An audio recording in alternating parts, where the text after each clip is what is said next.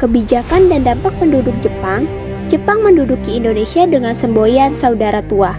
Namun kenyataannya mereka menerapkan kebijakan yang sangat eksploitatif. Secara politik, semua organisasi pergerakan dibubarkan dan diganti dengan organisasi bentuk Jepang untuk memobilisasi massa. Secara ekonomi, sistem autarki diterapkan di masa rakyat wajib menyerahkan hasil bumi demi kepentingan perang. Dampak yang paling menyakitkan adalah sistem roh Musa atau kerja paksa yang menyebabkan penderitaan hebat.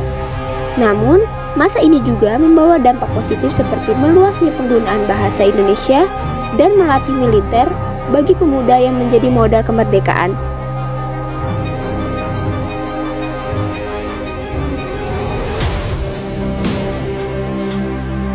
Bentuk perjuangan melalui kemerdekaan, perjuangan dilakukan melalui dua jalur utama. Pertama adalah jalur kooperasi, di mana tokoh seperti Suekarno dan Hatta memanfaatkan organisasi bentuk Jepang untuk menggalang kekuatan rakyat. Kedua adalah jalur bawah tanah atau non kooperasi yang dilakukan secara rahasia oleh kelompok Sukan, Sahrir, dan Sukarni untuk menghimpun informasi. Selain itu, muncul pula perlawanan bersenjata akibat kekejaman Jepang, seperti pemberontakan peta di Blitar yang dipimpin oleh Supriyadi.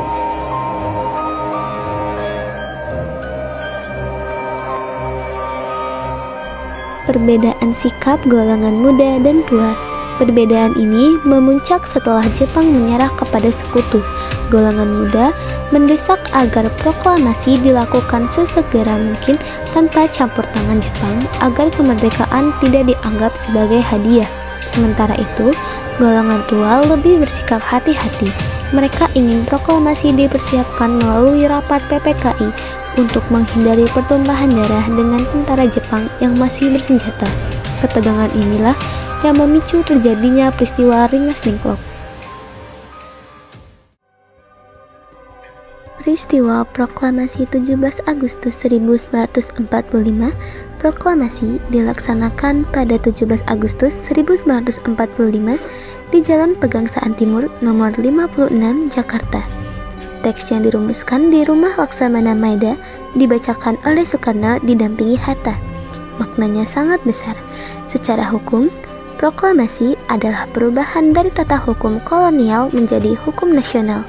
Secara politis, Indonesia menyatakan diri sebagai negara berdaulat. Dan secara historis, ini merupakan titik puncak perjuangan bangsa Indonesia.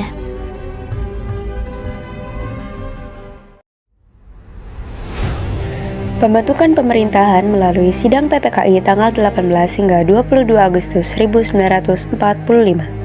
Hasil pentingnya meliputi pengesahan Undang-Undang Dasar 1945, pemilihan Soekarno dan Hatta sebagai Presiden dan Wakil Presiden, pembagian wilayah Indonesia menjadi 8 provinsi, serta pembentukan Departemen Pemerintahan.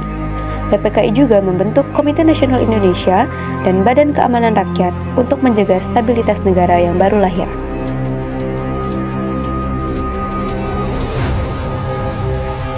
Rakyat menyambut proklamasi dengan semangat luar biasa. Berita disebarkan melalui radio dan pamflet hingga ke pelosok. Dukungan nyata terlihat pada rapat raksasa di lapangan Ikada, di mana ribuan rakyat berkumpul sebagai bentuk kesetiaan pada Republik. Di berbagai daerah, rakyat juga berani melucuti senjata tentara Jepang dan mengibarkan bendera merah putih sebagai simbol kedaulatan. Sistem pemerintahan awal kemerdekaan. Awalnya, Indonesia menerapkan sistem presidensial sesuai Undang-Undang Dasar 1945, di mana presiden memegang kekuasaan penuh. Namun, demi alasan diplomasi agar dianggap demokratis oleh dunia internasional, sistem ini berubah menjadi parlementer melalui Maklumat Pemerintah 14 November 1945. Sejak saat itu, tanggung jawab pemerintahan sehari-hari berpindah dari tangan presiden ke tangan seorang perdana menteri. Jadi kesimpulannya, masa pendudukan Jepang yang penuh penderitaan justru menjadi pemantik semangat kemerdekaan melalui jalur koperasi maupun gerakan bawah tanah. Proklamasi 17 Agustus 1945 merupakan puncak perjuangan bangsa yang berhasil menyatukan perbedaan pendapat antara golongan muda dan tua. Dengan dukungan penuh rakyat dan pembentukan dasar negara melalui sidang PPKI, Indonesia resmi berdiri sebagai negara berdaulat yang siap mempertahankan kemerdekaannya meski harus melewati dinamika perubahan sistem pemerintahan di awal berdirinya.